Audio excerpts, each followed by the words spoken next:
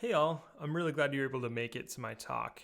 I'm excited about the state of the source. It's been the one conference I've been looking forward to during this pandemic, and I'm so thrilled to talk to you. And how relevant, we're going to talk about communication channels. How do we keep in touch with each other over this wild internet of ours? And how maybe IRC isn't the right solution for us today. I say that not to create some sort of beef with anybody, but I just want us to get to think outside of our normal worldview here, and I have some data to support this idea. You can find the slides on Speaker Deck. So I'm Matt. I work as a technical editor on opensource.com for Red Hat, and there I get to coach and encourage community members to write about their open source experiences. It's a really fascinating blend of everything from deep dives on Kubernetes to learning Python to what's your first experience with Linux, but it's telling technical stories, and I love coaching people through that. I also joined the OSI and the PSF, the Python Software Foundation, and I'm a contributor to Kubernetes through a working group and a maintainer in the Chaos community. I also recently graduated from a partial graduate program called the Business of Open Source out of Brandeis that comes with an OSI approval and guidance. So it taught me a lot more about the foundations of open source, and I've been learning that as I go here. So it's been great to solidify that through a course, and I highly recommend you check it out. So to anchor us in this conversation, take a moment and think. Where were you and what tools were you using to chat with the first open source community that you felt like you were a member of, that you felt included in?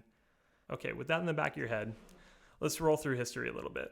So IRC, released in 1988, but I say by the early 90s, it just seemed to take up the free space of where are people going to talk about open source online. It wasn't quite as popular as it is today, open source that is. But the conversation was happening there. If we fast forward another 10 years or so, we land in the early 2000s where IRC, pretty strong following, 240,000 people are hanging out on there. And there are just some behemoths, though, competing for chat space. You have ICQ, which will forever live in my heart. You have MSN Messenger that had well over 100 million users, which is just crazy. And then Yahoo was a beast of its own time. When I talk to IRC enthusiasts, they always remind me that all of those channels have since become deceased. And in their mind, in that headspace, it is only empty space around it. There is only IRC.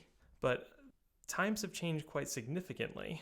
When we take a look around us, you see Slack with a whopping 44 million users, which is just absolutely dominating many of the communities I see and participate in.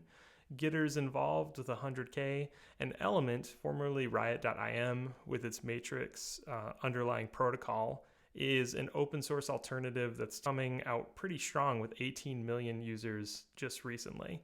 So it's great to see, but even these don't even compare to some of the other networks that we spend time on in our day. We see Twitter with over 300 million, so that's way bigger than MSN Messenger ever was. Telegram is even bigger. Who knew? I didn't. And then Reddit is the beast that it is. And even beyond those, Discord, very popular in the gaming community, has an increasingly open source centric space, and even has open sourced some of its code and seems to intend to do more in that space. So there are a ton of channels that are available to us. And those are just the ones we want to talk about. The one no one wants to talk about is Facebook, with 2.6 billion users, allegedly. I worry about how many of them are bots, just like the rest of us. But putting that aside, this isn't an advertisement for using the largest channel by any means, but it is an acknowledgement of this question that we started with. Where did you first come from when you engaged with open source communities? My impression is that if you're a fan of IRC, you started on IRC. Maybe a mailing list as well, but IRC was that place where you connected with people for the first time in the open source community. For me, on the other hand, GitHub was the place that made me feel welcome. I didn't even know what I was doing would be considered open source, but I opened a pull request and shared information and improved a project I absolutely adored before I really understood what I was doing. And not only that, I got to banter with people about it on Twitter after, which is my preferred chat platform. And in that way, you, the seasoned open source professional, see me, the GitHub generation of open source, as maybe a foreign species to some degree. You know the OSD from heart, can recite all the parts of it. And I only in the last year through that course figured out that FSF, the Free Software Foundation, and the Open Source Initiative were different. Sorry, I know it's a big deal, but I just didn't know it. You have had to live through Subversion and other forms of version control, while Git has been a common denominator for me throughout my whole career. And you've been active on IRC this whole time. I just joined because Element made it easy. More on that later.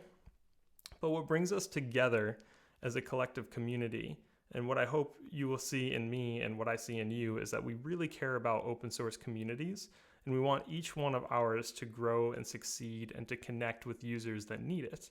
We don't make this just for the heck of it. We make it to share and to create that commons that can be cultivated communally. So when a new user, and this is my experience firsthand, is using IRC, they look at it like, what is this wizard-like syntax? You know, having a CS degree and working in technology and data centers for 10 years still didn't prepare me to try to figure out how to chat on this platform when I was so used to Twitter or I was so used to GitHub. And Nameserver, for God's sakes, just doesn't seem to respect me as a person. It will give away my username every time I try to log in from a different machine. So, you know, these may be naive questions and you're watching this like, hey, I can fix this for you. But that's not the point. The point is that the bar for a new user is higher than ever. And IRC doesn't quite hit those points that are just seen as basic by other standards. So if we talk about the sign-up experience and having an account where I can configure it, that I can then sign into that account through my mobile device. Or I have onboarding to figure out what the heck is the syntax of this new tool, because every new tool is a little different. To have moderation options that makes this safe for people so that they can mute trolls or mute conversations that aren't good for them, aren't healthy for them. Is there a shared discussion history? Just something out of the gate that, yes, I know there are extensions for IRC, but out of the gate it is complex and confusing to find. And then multimedia support. I really like emojis. I think it's one of the few ways we can express ourselves through reasonably plain text these days. And without those, you're really silencing a lot of conversation. So there's a lot of things, including the notifications, that are also important because we're on so many different channels and have so many different tools. If I can't tune my notifications, I probably won't actually look when people are talking. IRC doesn't offer these, and Slack and Element absolutely do. So Slack being the dominant proprietary option, and Element, formerly Riot.im, is just taking over as the great alternative. And that really, it shows in the numbers, right? So this is from a site that's been tracking IRC since its very beginning.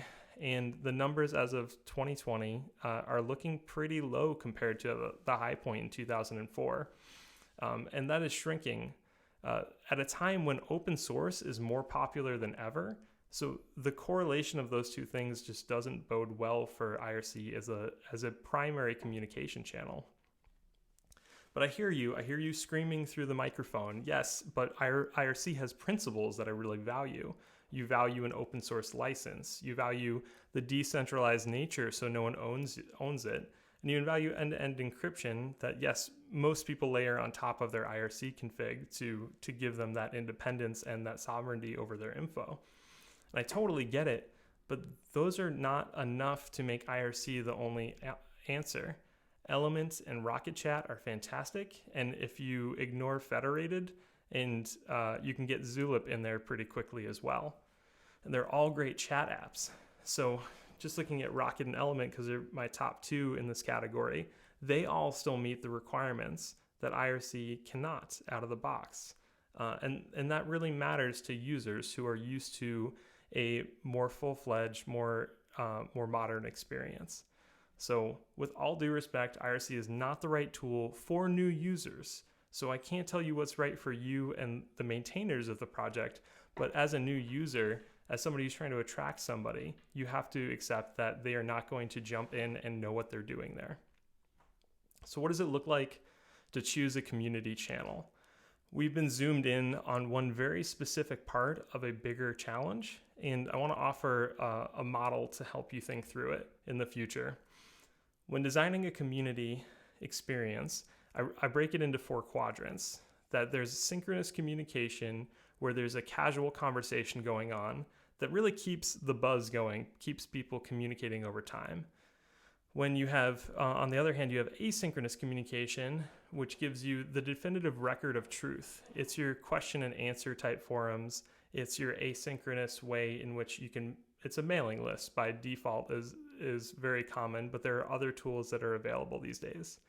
In face-to-face, it brings us together and it creates those bonds that last lifetimes.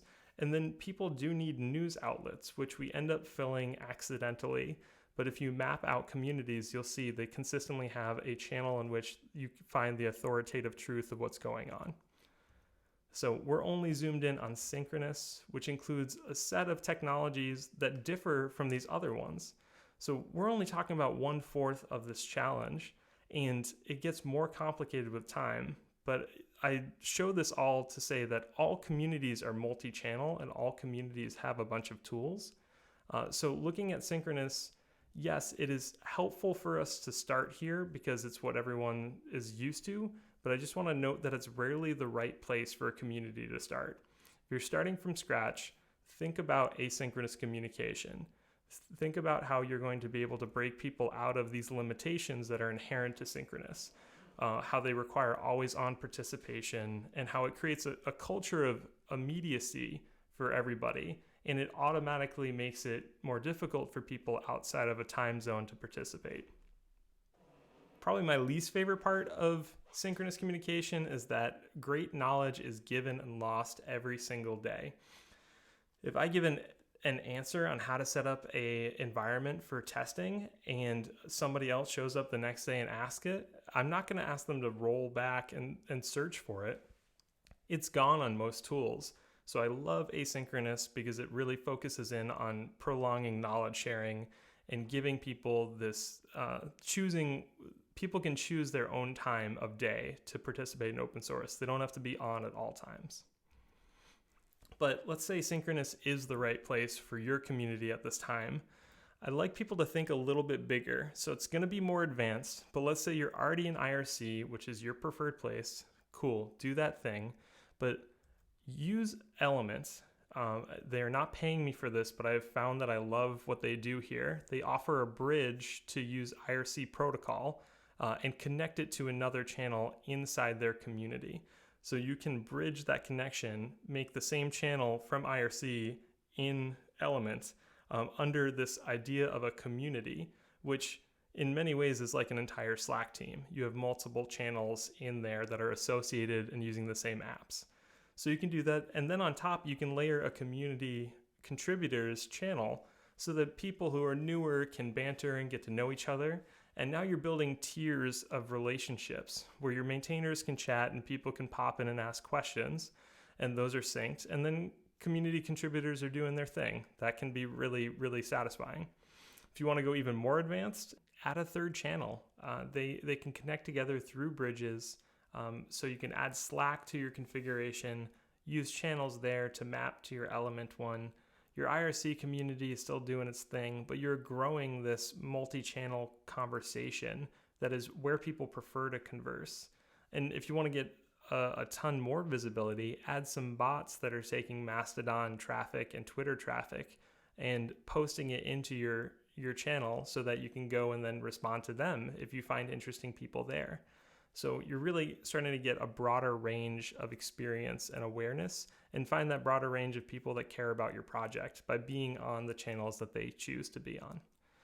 And the future it's going to be where the contributors are, not necessarily where you want to be all the time. So thinking about that and putting it all together, it really, I hope my example is one that kind of makes this make sense. That I started from proprietary hardware company out of college, not knowing what I was building or how it related to anything open source. I had to learn Linux for that job a little bit, and then I learned a little bit more. But slowly but surely, I found this way into an open source ecosystem that brought me a ton of joy. And it was only after I participated for many years that I had any idea what I was participating in. And now, as somebody who's a maintainer and contributor to multiple large projects and small ones as well, I find it so satisfying, and I really want other people to be able to find this with a little bit more ease than myself. And the communication channels really are the choice that will allow people to either be part of this from the beginning or feel excluded from the beginning. Our goal should not be to tell people to try harder to communicate with us. That is within reason. As a maintainer, if you are already overworked, you don't have to do all of this. We shouldn't be making people feel dumb for not knowing IRC. And a way around that is to be multi-channel, to use the tools that are freely available to us to connect the dots between different channels and the users that prefer to be there. It's inclusive, it's engaging, and it really helps people find you and find this larger community of open source. So start with inclusivity, and we can educate people on open values along the way. I didn't really care about privacy until I really read up on it more after being a regular contributor to projects and starting to see the history of open source as something that connects to privacy and connects to the licensing that matters behind it. So now that I'm there, I have a preference and bias towards that, but let's not expect people who aren't there yet to know it already. We have to first invite people in before we can necessarily teach them what is important about open source, and maybe they won't care, but use the channels that work for others. And if this isn't the type of work that you love doing, I totally get it. Recruit people who are into it. Recruit maintainers who aren't, say, coding all the time on your project, but think about the multidisciplinary skills needed in your community and recruit for it, because this isn't trivial. And when we trivialize communication, it ends up poorly and your community suffers for it. So remember that the communities that contribute to open source are open source if they're on Slack, if they're on Twitter, if they're on Rocket Chat or IRC. We don't get to choose that definition. That's implied by the open source definition. So be where people are, connect them to your cause and your project, and maybe on the way they will grow and learn more open source as well. I certainly have. So thank you so much. It's such an honor to be part of this project from the Open Source Initiative. I want to also give props to Mozilla, who was very public about their choosing of their communication channel and inspired me to look into this more. And I hope if you're interested in opensource.com, you'll reach out to me. But thanks, and let's go to Q&A.